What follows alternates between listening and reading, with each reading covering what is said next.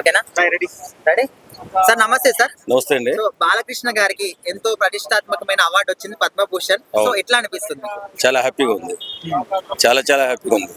ఎందుకంటే ఏ కల్మషం లేని వ్యక్తి బాలయ్య బాబు. బాలయ్య బాబు బంగారం. అలాంటి వ్యక్తికి ఆ బిరుదు రావడం సరైన పద్ధతి. సరిగ్గానే కేంద్ర ప్రభుత్వం ఎన్నుకుని బాలయ్య బాబు గారికి పద్మభూషణ్ ఇచ్చారు. అంటే ఈ అవార్డు అనేది దేశంలోనే అత్యంత ప్రతిష్టాత్మకమైంది కదా. సో ఇంతకు ముందు చిరంజీవి గారు కూడా పద్మ విభూషణ్ వచ్చింది. సో అప్పుడు కూడా తెలుగు సినిమా ఇండస్ట్రీ మొత్తం కూడా జస్ట్ శుభాకాంక్షలు చెప్పారు తప్ప ఇలాంటి ఈవెంట్ కానీ ఏది కూడా ఆర్గనైజ్ చేయట్లేదు. సో ఇప్పుడైనా చేస్తారనుకోవచ్చా? అంటే కాలం మారుతున్న కొద్ది టెక్నాలజీ మారుతూ ఉంటుంది. ఈవెంట్స్ ఒకప్పుడు చేసుకున్న చిన్న చిన్న ఈవెంట్స్ కింద చేసుకున్న పెద్ద పెద్ద వాళ్ళు కూడా చిన్న చిన్న ఈవెంట్స్ చేసేవారు. ఇప్పుడు ఏంటంటే టెక్నాలజీ మారిన తర్వాత అన్ని యాంగులతో పెద్ద పెద్ద భారీ ఈవెంట్స్ చేస్తున్నారు. కాబట్టి ఇప్పుడు బాలయ్య బాబుకి ఈ ఘన సన్మానం జరుగుతుందేమో నాకు తెలిసి. వాస్తవంగా బాలయ్య బాబు గారికి ముందే రావాలి. చిరంజీవి గారికి వచ్చినప్పుడు బాలయ్య బాబు కూడా ఇస్తే బాగుండేమో అనిపించింది. నేను చిరంజీవి ఫ్యాన్స్ అండి.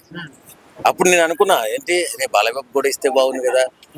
పద్మవిభూషణ్ ఇచ్చినప్పుడు అనుకున్నా, కనీసం పద్మభూషణ్ అన్న బాలయ్య బాబుకి వచ్చుంటే బాగుండేది. ఆయన గొప్ప నటుడు. తర్వాత ఒక ఇది క్యాన్సర్ హాస్పిటల్లో బాగా సేవ చేస్తుంటారు కాబట్టి వచ్చుంటే బాగుండేది. ప్రభుత్వం వల్ల రాదండి. ప్రభుత్వం ఏదో చిన్న రికమెండేషన్ చేస్తుందేమో కానీ చేసే పని వల్ల వస్తుంది. ఇచ్చే నిజాయితీ వల్ల వస్తుంది, పని వల్ల వస్తుంది. ప్రజలకు ఏ రకమైన సేవలు చేస్తున్నారో గమనిస్తూ ఉంటుంది. మనం ఒక్కరమే కాదు, దాని మీద చర్చించే వాళ్ళు చాలా మంది ఉంటారు. పలానా వ్యక్తి, పలానా సెలబ్రిటీ ఏం చేస్తున్నాడు, ఈయన ఏ సేవ చేస్తున్నాడు. చాలా మంది ఏమంటారు, టీడీపీ ప్రభుత్వం ఉంది కాబట్టి ఇప్పుడు ఆయనకి ఆ పదవి వచ్చింది అవ్వడం చెప్పి అంటారు. మీరే అదేం కాదండి. ఇప్పుడు టీడీపీ ప్రభుత్వం వస్తే ఎంతమంది లేదా, 13 సార్లు ఉందిగా, మరి అప్పుడు ఎందుకు రాలేదు? ప్రభుత్వం గురించి రాదు, ఇది చేసే సేవలను పెట్టి వస్తుంది.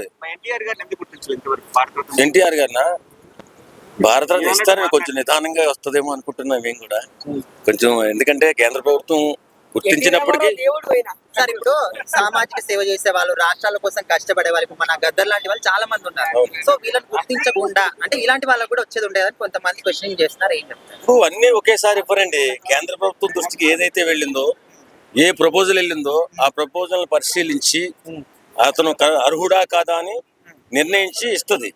చాలా మంది మేధావులు నిర్ణయిస్తారు. ఇక్కడ మనం చెప్పుకున్నంత ఈజీ కాదు. గద్దరికి ఎందుకు ఇవ్వలేదు, వాళ్ళకి ఎందుకు ఇవ్వలేదు, వీళ్ళకి ఎందుకు ఇవ్వలేదు అంటే మనం అడిగే ప్రశ్న కాదు అది. వాస్తవంగా మనం చేసే ఈ పెద్దవాళ్ళు చేసే సేవల వల్ల, చిన్నవాళ్ళు చేసే సేవల వల్ల కేంద్ర ప్రభుత్వం గుర్తించినప్పుడు తప్పనిసరిగా గద్దర్ గారు కూడా వస్తుంది ఏదో రోజు. కాబట్టి గుర్తించేదాకా కొంచెం టైం పడుతుంది. ఈ గద్దర్ గారి విషయాలన్నీ కేంద్ర ప్రభుత్వాన్ని చేర్చాలంటే కొంత సమయం పడుతుంది. అంటే చిరంజీవి గారికి పద్మవిభూషణ్ ఇచ్చి మరి బాలయ్య బాబు గారికి పద్మభూషణ్ ఇవ్వడానికి రీజన్ ఏముండొచ్చు? రీజన్ ఏముండదండి దానికి. ఆయన చేసిన సేవలకి ఫస్ట్ పద్మభూషణ్ ఇచ్చారు కదా. ఆయనకి ఫస్ట్ ఏమిచ్చారు? చిరంజీవి గారికి పద్మభూషణ్ ఇచ్చారు కదా, తర్వాత పద్మవిభూషణ్ ఇచ్చారు. మరి ఆయన తక్కువ సేవలు చేస్తారని తెలియదు ఆయన చేసే సేవ. బ్లడ్ బ్యాంక్ వెళ్ళి చూడండి, ఎంత బ్లడ్ మన హైదరాబాద్ లో కానీ ఇతర రాష్ట్రాలు కూడా పంపిస్తున్నారు వాళ్ళు. ఒకసారి మీరు బ్లడ్ బ్యాంక్ లో ఒకసారి పెట్టండి, మీరు అంత యూట్యూబర్స్ అంతా ఎంత బ్రహ్మాండమైన సేవ చేస్తున్నాడు ఆయన. ఎవరికి తెలియదు. మేము 2-3 రోజులు మొన్న మెడికల్ క్యాంప్ ఒకటి పెట్టాము అక్కడ. చాలా అద్భుతంగా, మనం ఎవ్వరు చెప్పాల్సిన అవసరం లేదు. ప్రతిరోజు ఎంతో మంది బ్లడ్ బ్యాంక్ వెళ్ళి బ్లడ్ ఇస్తుంటారు, ఆ బ్లడ్ సరఫరా చేస్తుంటారు. కాబట్టి అలాంటి సేవలు చాలా ఉంటాయి. ఆ సేవలను గుర్తించుతుంది ప్రభుత్వం, కేంద్ర ప్రభుత్వం గుర్తించిన తర్వాత అదే పలానా రాష్ట్రంలో పలానా గొప్ప వ్యక్తి ఉన్నాడు, ఆయన గుర్తించాలి మనం అని ఆలోచించి గౌరవిస్తుంది. పద్మభూషణ్ కానీ పద్మవిభూషణ్ కానీ. ఫ్యూచర్ లో బాలయ్య బాబుకు పద్మవిభూషణ్ వచ్చే ఛాన్స్ ఏమో గుర్తిస్తే వస్తుందిగా. ఇప్పుడు ఆయన సేవలు ఇంకా పెంచుకుంటూ పోయి, ఇప్పుడు ఎమ్మెల్యేగా ఉండి కూడా ప్రజాప్రతినిధిగా ఇప్పుడు హిస్టరీ కదా, మరి హిస్టరీ కొట్టాడు. ఇంకా సేవలు మెరుగుపరుచుకుంటూ పోతే పద్మవిభూషణ్ కాదు ఇంకా పెద్దదేమైనా అవుతుందేమో. భారతరత్న కూడా రావచ్చు, మనం చెప్పలేం కదా.